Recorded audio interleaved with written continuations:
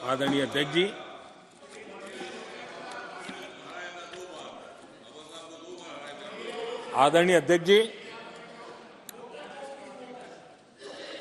कांग्रेस के हमारे साथियों को आजकल इस पर बहुत चिंता जताते हैं कि सरकार में ओबीसी कितने लोग हैं, कितने पद पर कहां, उसके हिसाब किताब करते रहते हैं। लेकिन मैं हैरान हूं, उनको इतना सबसे बड़ा ओबीसी नजर नहीं आता है। यहां आंखें बंद करके बैठ जाते हैं। आदरणीय अध्यक्ष जी, जरा मैं ये दुनिया भर की चीजें करते हैं, मैं कहना चाहता हूं, ये क्लास है, ये यूपीए के समय एक एक्स्ट्रा कॉन्स्टिट्यूशनल बॉडी बनाई गई थी, जिसके सामने सरकार की कुछ नहीं चलती थी।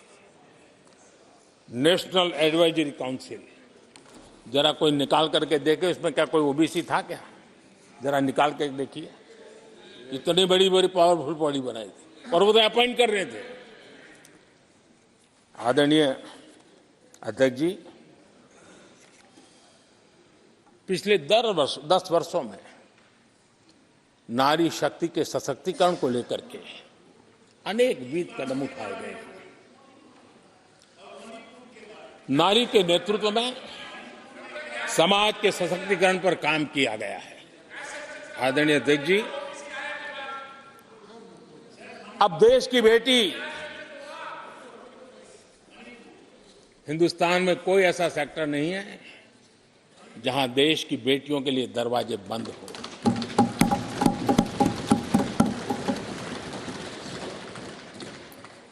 आज हमारे देश की बेटियां फाइटर जेट भी उड़ा रही हैं और हमारे देश की सीमाओं को भी सुरक्षित रख रही है। आदरणीय अध्यक्ष महोदय, ग्रामीण व्यवस्था, अर्थव्यवस्था हमारी, women self help group 10 crore बहनें जुड़ी है और आर्थिक गतिविधि करती है और ग्रामीण अर्थव्यवस्था को वो नई ताकत दे रही है। और मुझे आज खुशी है कि इन प्रयासों का परिणाम है कि आज करीब करीब 1 करोड़ लखपति दीदी आज देश में है। और जब मेरी उनसे बातें होती है, उनका जो आत्मविश्वास देखता हूं, मेरा पक्का विश्वास है हम जिस तरह आगे बढ़ रहे हैं, आने वाले हमारे कार्यकाल में 3 करोड़ लखपति दीदी हमारे देश के अंदर देखेंगे। आप कल्पना कर सकते हैं गांव की अर्थव्यवस्था को कितना बड़ा बदलाव हो जाएगा।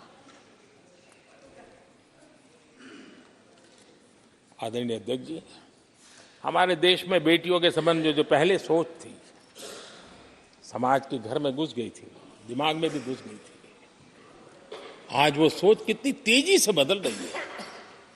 थोड़ा सा बारीकी से देखेंगे तो हमें पता चलेगा कितना बड़ा सुखद बदलाव आ रहा है।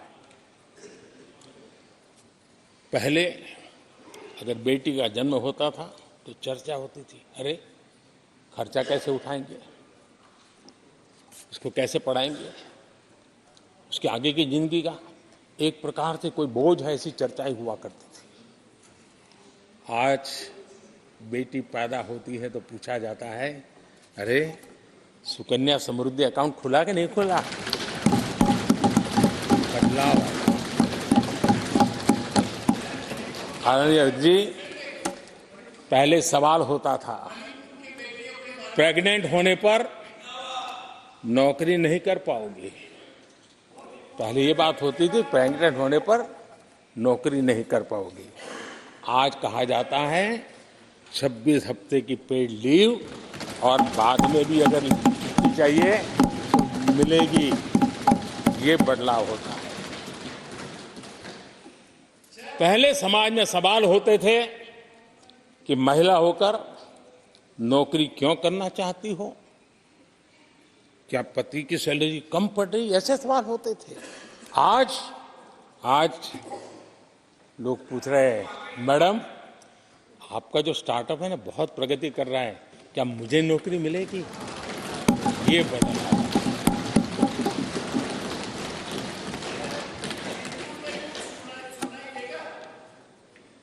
आदरणीय अध्यक्ष जी, एक समय था जब सवाल पूछा जाता था कि बेटी की उम्र बढ़ रही है, शादी कब करोगे?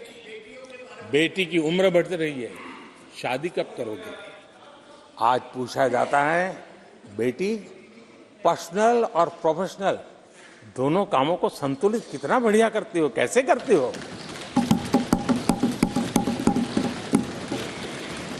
आदरणीय अध्यक्ष जी, एक समय था घर में कहा जाता था कि घर के मालिक घर पे है कि नहीं है, ऐसा पूछा जाता था। घर के मुखिया को बुलाइए, ऐसा कहते थे। आज किसी के घर जाते हैं तो घर महिला के नाम पर, बिजली का बिल उसके नाम पर आता है, पानी गैस सब उसके नाम पर, तो परिवार के मुखिया की जगह आज मेरी माताएं बहन।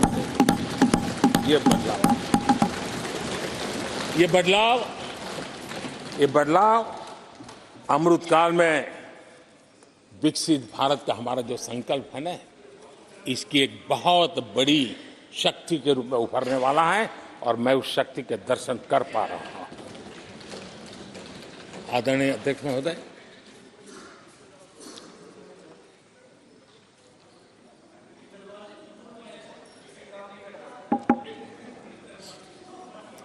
किसानों के लिए आंसू बहाने की आदत मैंने बहुत देखी है। किसानों के साथ कैसा कैसा विश्वासघात किया गया है, ये देश ने देखा है। कांग्रेस के समय कृषि के लिए कुल वार्षिक बजट होता था 25,000 करोड़ रुपया। आदरणीय अध्यक्ष जी, हमारी सरकार का बजट है 1.25 लाख करोड़ रुपया। आदरणीय अध्यक्ष जी, कांग्रेस ने अपने 10 साल के कार्यकाल में 7 लाख करोड़ रुपया का धान और गेहूं किसानों से खरीदा था। हमने 10 वर्ष में करीब 18 लाख करोड़ का धान गेहूं। कांग्रेस सरकार ने दलहन और तिलहन की खरीदी नाम मात्र कभी कहीं की हो तो की हो। हमने 1.25 लाख करोड़ रुपए से भी अधिक का दलहन और तिलहन